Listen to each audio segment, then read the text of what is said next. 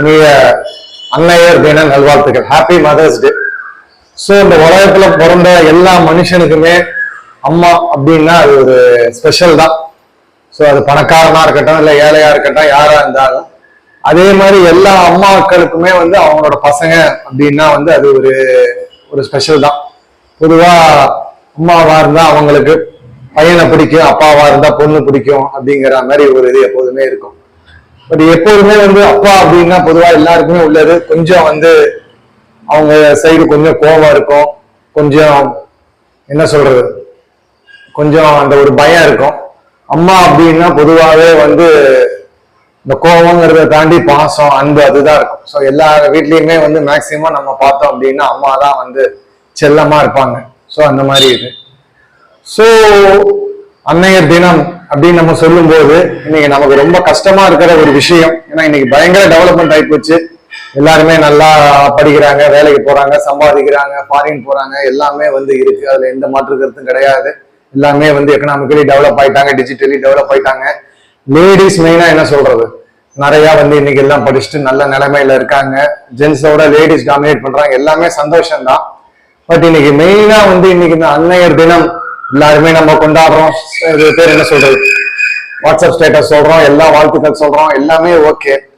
But இன்னைக்கு மெயினா விஷயம் என்ன அப்படின்னா இன்னைக்கு கொண்டாடுற இந்த மதர்ஸ் டே, அந்த மதரோட நிலைமை என்ன அப்படின்னா ஓல்ட் ஏஜ் ஹோம்ல இருக்காங்க.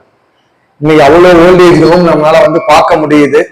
டிவிலையுமே இல்லை மற்ற இந்த மாதிரி சோசியல் மீடியாலையுமே வந்து அந்த ஓல்டு ஏஜ் ஹோமுக்கு நிறைய வந்து அட்வர்டைஸ்மெண்ட் வருது. நீங்க வந்து தங்கிக்கலாம், இங்க இந்த மாதிரி இருக்கு, இந்த ஃபெசிலிட்டிஸோட இருக்கு அப்படின்ட்டு. அப்போ இது ஏன் இந்த மாதிரி இந்த ஓல்ட் ஏஜ் ஹோம் ஏன் இப்ப இவ்வளவு அதிகமா ஆயிடுச்சு? முன்னாடி இல்ல, ஒரு 30-40 வருஷம் முன்னாடி பார்த்தா இத்தனை ஓல்ட் ஏஜ் ஹோம் இருக்கிற மாதிரி தெரியல. இப்ப ரொம்ப கம்மியா இருந்திருக்கலாம். இப்போ ரீசெண்டா இந்த ஒரு 10-20 இயர்ஸ்ல பார்த்தா நிறைய இருக்கு. நிறைய நம்ம பார்த்தோம்னா எய்தர் அவங்க ஓல்ட் ஏஜ் ஹோம்ல இருப்பாங்க, இல்ல அப்படின்னா வந்து தனியா இருப்பாங்க. ஈவன் நான் இருக்கிற என்ன சொல்றது ரெசிடென்ஸ்ல பக்கத்துல வந்து ஒரு பேரண்ட் தனியா இருக்கிறத நம்மளால வந்து பார்க்க முடியுது. அப்ப என்ன இதனால ஏன் என்ன ரீசன் அப்படின்னா நமக்கு தெரிஞ்ச 2 விஷயமா அதை வந்து நம்ம வந்து பிரிக்க விரும்புறோம். ஃபர்ஸ்ட் வந்து என்ன அப்படின்னா வந்து எல்லாருமே வந்து என்ன சொல்றது, இந்த பணத்துக்கு வந்து இம்பார்ட்டன்ஸ் கொடுக்க ஆரம்பிச்சிட்டாங்க. அப்போ அவங்க அந்த பேரண்டோட கூட இருக்கணும், நம்ம அம்மாவோட கூட இருக்கணுங்கிறத தாண்டி பணம் தான் முக்கியம் அப்படின்னு சொல்லிட்டு அவங்க மேபி வேற ஒரு பிளேஸுக்கோ இல்ல வேற ஸ்டேட்டுக்கோ இல்ல வேற நாட்டுக்கோ வந்து போறாங்க. அப்ப அந்த மாதிரி போகும்போது பேரண்ட்ஸுக்கு ஒரு ஸ்டேஜ்ல வந்து வயசாகும்போது கரெக்ட் தானே, இவங்க ஆவரேஜா ஒரு 30+ வேலைக்கு போறாங்க அப்படிங்கும்போது ஆட்டோமேட்டிக்கா அவங்க பேரண்ட்டுக்கு 50+ ஏஜ் அந்த மாதிரி ஆகும். அப்போ அவங்க வந்து ஆட்டோமேட்டிக்கா அவங்க போற இடத்துக்கு அவங்களால வந்து இருக்க முடியாது. அந்த சிச்சுவேஷன் அந்த கல்ச்சர் அவங்களுக்கு ஒத்து வராது. ஒரு ஃபாரின்ல போய் அவங்க இருக்காங்க அப்படின்னா இவங்களால வந்து போய் நம்ம இந்த பாரத தேசத்துல இந்த புண்ணிய மண்ணுல இருந்துட்டு அவங்களால போய் ஒரு ஃபாரின்ல போய் இரு அப்படின்னா அவங்களுக்கு அது ஒத்து வராது. அப்போ இது வந்து என்ன சொல்றது, அப்போ நம்ம வேலைக்கு போய் சம்பாதிக்க வேண்டாமா, பணம் முக்கியமா, பணம் முக்கியம் இல்லையா அப்படின்னு கேட்டா இது வந்து பேலன்ஸ் பண்ணி போகாது சக்சஸ்ஃபுல் லைஃப். உனக்கு உன்னுடைய பேரண்ட்டை வந்து நீ பக்கத்துலயே வச்சு காப்பாற்றணும், நீயே வேலைக்கு போய் சம்பாதிக்கணும். அப்ப அதை பேலன்ஸ் எப்படி பண்ணி போகணுங்கிறத பார்க்கணும். எனக்கு பேரண்ட்டை பத்தி கவலை கிடையாது, எனக்கு என்னோட கேரியர் தான் முக்கியம், எனக்கு அதுலதான் சந்தோஷம்னு போனா அது வந்து சரிப்படாது. ஸோ இது ஒரு சைடு. இன்னொரு சைடு வந்து இன்னைக்கு வந்து என்ன சொல்றாங்க அப்படின்னா நிறைய மேரிட் கப்புள்ஸ் அவங்க என்ன சொல்றாங்க அப்படின்னா வந்து பேரண்ட்ஸ் இருந்தா அவங்களுக்கு ஒரு பிரைவேசி இருக்காது, அவங்களுக்கு ஒரு இன்கன்வீனியன்ஸ் இருக்கும், அதனால பேரண்ட்ஸ் இருக்கக்கூடாதுன்னு சொல்லி கண்டிஷன் போட்டு மேரேஜ் பண்றது, இந்த கண்டிஷன் போட்டு வந்து ஃபேமிலியா ரன் பண்றதுங்கிற மாதிரி நிறைய வந்து போயிட்டு இருக்கு. இது என்ன ஒரு மனநிலைங்கிறது நமக்கு வந்து புரியல. அவங்க மேபி அந்த காலத்துல சீரியல் எல்லாம் பார்த்துருப்பாங்கன்னு நினைக்கிறேன். இந்த மெட்டி வலி அந்த மாதிரி எல்லாம் சீரியல் எனக்கு ஞாபகம் இருக்கு. வடிவுக்கரசி ரொம்ப போட்டு வந்து அந்த மருமகளை வந்து கொடுமைப்படுத்துவாங்க, அந்த மாதிரி நினைச்சுக்கிட்டாங்க. ஏன்னா இன்னைக்கு காலப்போக்கு நிறைய மாறிடுச்சு, அவங்களும் நிறைய மாறிட்டாங்க. ஸோ அந்த மனைவில யாருமே இருக்கிற மாதிரி தெரியல. அவங்க வந்து எது நல்லது கெட்டது நம்மளுடைய ஒரு கல்ச்சர் படி நம்மளுடைய ஒரு சாஸ்திர படிங்கிறது அவங்க சொல்லதான் செய்வாங்க, அவ்வளவுதான். அது சொல்லவே கூடாது அப்படின்னா அப்ப நல்லது கெட்டது உங்களுக்கு எப்படி தெரியும்? அப்ப நீங்க கெட்டதுதான் பண்றீங்க, கெட்டது வெளியில போறீங்க அப்படின்னா அதுக்கான வந்து என்ன சொல்றது பலனை நீங்க அனுபவிச்சுதான் தீருவீங்க. அதனால வந்து நிறைய பேர் வந்து இன்னைக்கு பேரண்ட்ஸை வந்து என்ன சொல்றது அவங்க வந்து பேரண்ட்ஸை வந்து ஓல்ட் ஏஜ் ஹோம்ல விட்டுட்டு இவங்க தனியா வந்து இருக்காங்க. அப்போ ஏன் ஓல்டேஜ் ஹோம்ல இருந்தா என்ன தப்பு? அங்கதான் வந்து எல்லா வசதியுமே இருக்கு, பர்னிச்சர் இருக்கு, ஏசி இருக்கு. அப்படின்னா ஒரு பேரண்ட்டுக்கு, ஒரு தாய்க்கு அவங்க பையனோ பொண்ணோ அதுல இருக்கிறதா வந்து சந்தோஷம். அது குடிசையில இருந்தாலும் அதுதான் சந்தோஷம். நீங்க கோடிக்கணக்கில் வந்து செலவு பண்ணி அது எவ்வளவு பெரிய ஒரு பில்டிங்கா இருந்தாலும், எவ்வளவு இன்டீரியர் பண்ணாலும், ஏசி இருந்தாலும், அங்க ஏதோ பெரிய பெரிய டிவியோ என்ன இருந்தாலும் அவருக்கு சந்தோஷங்கிறது இருக்காது. ஏன்னா அந்த மெட்டீரியலிஸ்டிக் திங்ஸ் எல்லாமே வந்து டெம்பரவரி தான். அதுவும் வந்து யங்ஸ்டரா இருக்கிற நமக்கு அதுல ஒரு சந்தோஷம் கிடைக்கும். அதுவுமே கொஞ்ச நாள்ல போயிடும். ஒரு போனே வாங்கியிருக்கோம்னு வைங்களேன், 1,00,000 ஒரு போன் வாங்கியிருக்கனால மேபி 2 to 3 months அது ஒரு ஆசையா இருக்கு. அதுக்கப்புறம் அந்த அதோட மேல இருக்கிற என்ன சொல்றது, அந்த ஒரு சாம், அந்த ஒரு இது வந்து போயிடும். ஏஜ்டு பீப்புளுக்கு வந்து நீங்க என்னதான் வந்து பண்ணாலும் அவங்களுக்கு அதெல்லாம் வந்து தெரியாது. வயசு ஆகும்போது அவங்களுக்கு வந்து அந்த அன்பு தான் வந்து தேவை. இந்த உலகமே வந்து ஒரு சைக்கிள் தான். ஒரு குழந்தை பிறக்குது அப்படின்னா அதை வந்து அவங்க பேரண்ட் வந்து நல்லபடியா வளர்க்குறாங்க. நாளைக்கு அந்த குழந்தை பெருசாகும்போது அவங்க பேரண்ட்ஸ் வந்து ஏஜ் ஆகும், இந்த குழந்தை அந்த பேரண்ட்டை பார்த்துக்கும். இது ஒரு சைக்கிள், இப்படிதான் அந்த லைஃபே போகுது. இதை நான் பிரேக் பண்ணிட்டு வந்து நான் வந்து போவேன் அப்படின்னா அது வந்து சரிபடாது. இன்னைக்கு ரொம்ப கொடுமையான விஷயம் அதுதான்.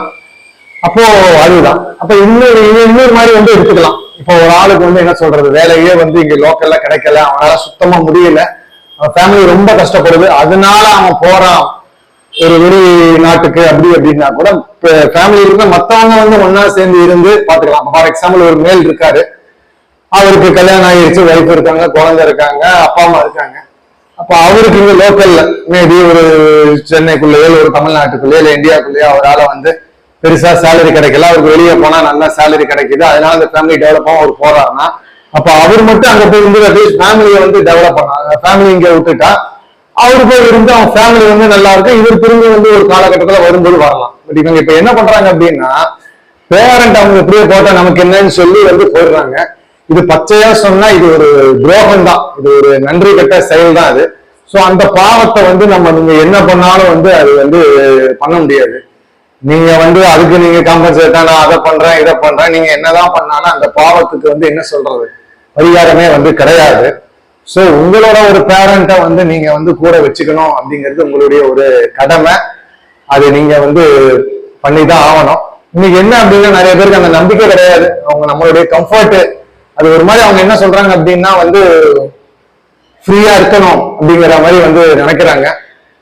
அது என்ன ஒரு மனநிலை அப்படிங்கிறது நமக்கு வந்து புரியல. அது ஒரு ஃபேஷனாவும் மாறிட்டு இருக்கு. பேரண்ட்டை வந்து ஒதுக்கி வச்சுட்டு ஒரு கப்பல்ஸ் இருக்கிறது அப்படிங்கிறது வந்து அது ஒரு இதாவே வந்து மாறிட்டு இருக்கு, ஒரு நியூக்ளியர் ஒரு ஃபேமிலி அப்படிங்கிறது.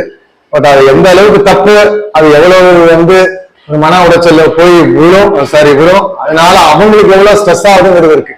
நீ எங்கேயோ போய் ஓல்டேஜ் ஹோம்ல விட்டுட்டு நீ சும்மா போன் பண்ணி மதர்ஸ் டேன்னு சொன்னா அது எவ்வளவு வெறுப்பேற்றுற மாதிரி இருக்கும். அதுதான். சோ உண்மையான மதர்ஸ் டே, உண்மையான அன்னையர் தினங்கிறது என்னைக்கு அப்படின்னா இந்த ஓல்டேஜ் ஹோம்ல எதுவுமே இல்லாம எல்லா வந்து என்ன சொல்றது எல்லா வந்து பசங்களும் அவங்க பேரண்ட கூடயே வச்சு பார்த்துக்கணும். அதுவும் வந்து அவங்களுக்கு வந்து படிக்கிறது, வேலைக்கு போறது, சம்பாதிக்கிறது, அவங்க ஒய்ஃப் ஃபேமிலினாலும் இதுவும் ஒண்ணுதான். சேர்ந்து அட்ஜஸ்ட் பண்ணி பேலன்ஸ் பண்ணி போறதுதான் வந்து ஒரு சக்சஸே தவிர சும்மா வந்து ஓல்டேஜ் ஹோம்ல போய் விட்டுட்டு சும்மா வந்து பெருமையா வந்து ஹாப்பி மதர்ஸ் டே அப்படின்னு சொல்லி வந்து சொல்றது உண்மையான மதர்ஸ் டே வந்து கிடையாது. என்னை பொறுத்த வரைக்கும் என்னைக்கு இந்த ஓல்டு ஏஜ் ஹோம் அப்படிங்கிறது இல்லாம போகுதோ, என்னைக்கு இந்த மாதிரி அட்வர்டைஸ்மெண்ட் எல்லாம் வந்து வராம இருக்கோ, அன்னைக்குதான் உண்மையான வந்து நம்ம அன்னையர் தினத்துக்கான உண்மையான வந்து பெருமை அண்ட் சந்தோஷம். அப்ப இன்னொன்னு வந்து சொல்லலாம், மேபி வந்து ஒரு பேரண்ட் இருக்காங்க, அவங்களோட பசங்க வந்து இல்ல, ஃபார் எக்ஸாம்பிள் அவங்களுக்கு குழந்தையே இல்ல அவங்க குழந்தை வந்து ஏதோ ஒரு ரீசன்னால அவங்க வந்து இதாயிட்டாங்க, அதனால வேற வழி இல்லாம ஓல்ட் ஏஜ் ஹோமுக்கு போறாங்க அப்படின்னா தட் இஸ் டிஃபரெண்ட். அதுக்குமே செய்யறதுக்கு வந்து ஆள் நிறைய இருக்கு, எல்லாரும் வந்து செய்யலாம், அவங்களோட ரிலேட்டிவ்ஸ் வந்து செய்யலாம். இப்போ அவங்களுக்கு குழந்தை இல்ல அவங்களோட குழந்தை வந்து ஏதோ ஒண்ணு வந்து ஒரு டிசீஸோ ஏதோ ரீசனால டெத் ஆயிடுச்சு அப்படின்னா அவங்க ரிலேட்டிவ்ல இருக்கிற பசங்க அவங்க அப்பா அம்மா பாத்துக்கிற மாதிரி இவங்களே வந்து பாத்துக்கலாம், அதனால தப்பு இல்லை. ஸோ ஓல்டு ஏஜ் பீப்புள்ங்கிறவங்க என்னைக்குமே நமக்கு பாரமா இருக்க மாட்டாங்க. அவங்க நமக்கு ஒரு கைடன்ஸாகவும் நமக்கு ஒரு மோட்டிவேஷனா தான் இருப்பாங்க. அவங்கள கொண்டு போய் இந்த மாதிரி ஓல்டு ஏஜ் ஹோம்ல விட்டுட்டு அதுதான் ஃபேஷனோ, அதுதான் எங்களுக்கு பிரைவேசியோ, அதுதான் வந்து எங்களுக்கு வந்து என்ன சொல்றது ஃப்ரீயா இருக்கு அப்படிங்கன்னு சொல்றத ஒரு முட்டாள்தனமும் பாவமும் எதுவும் இல்லை. அதனால வந்து மனநிலை மாறணும் இன்னைக்கு உள்ள யங்ஸ்டர்ஸ். அதே மாதிரி சின்ன குழந்தைங்க எல்லாம் ஆரம்பத்துல இருந்தே சொல்லி சொல்லி வந்து பேரண்ட்ஸ் வந்து நல்லதை சொல்லி வளர்க்கணும். ஏன்னா இவங்க நாளைக்கு வந்து ஒரு ஏஜுக்கு போகும்போது அவங்க வந்து கரெக்டான ஒரு டெசிஷனா எடுக்கணும். இன்னைக்கு நிறைய வந்து கேர்ள்ஸ் என்ன சொல்றது, அந்த மேரேஜ் கண்டிஷன்லயே வந்து பையனுக்கு சொல்றது வந்து பையனோட பேரண்ட் கூட இருக்கக்கூடாது அப்படிங்கிற. ஸோ அது எந்த ஒரு மனநிலை, எவ்வளவு ஒரு பாய்சனஸ் மைண்ட் அப்படிங்கிறது அதுல இருந்தே வந்து தெரியுது. ஸோ அந்த மைண்ட் செட் இருந்தது அப்படின்னா லைஃப்ல கண்டிப்பா பீஸ் ஆஃப் மைண்டும் சக்சஸும் இருக்காது. ஸோ இதுதான் அது. ஸோ இதோட வீடியோவை முடிச்சுக்கிறேன். ஸோ அன்னையர் தினம் அப்படிங்கிறது நம்ம பெருமையா சந்தோஷமா எப்ப சொல்லலாம் அப்படின்னா இந்த ஓல்டு ஏஜ் ஹோம் எல்லாமே இல்லாம போகும்போது நம்ம வந்து சொல்லலாம். வீடியோவில் இணைந்த அனைவருக்கும் நன்றி. இது கடந்து போகும் எண்ணம் போல் வாழ்க்கை. பாரத் மாதா கி ஜெய். ஜெய் ஹிந்த். Good bye.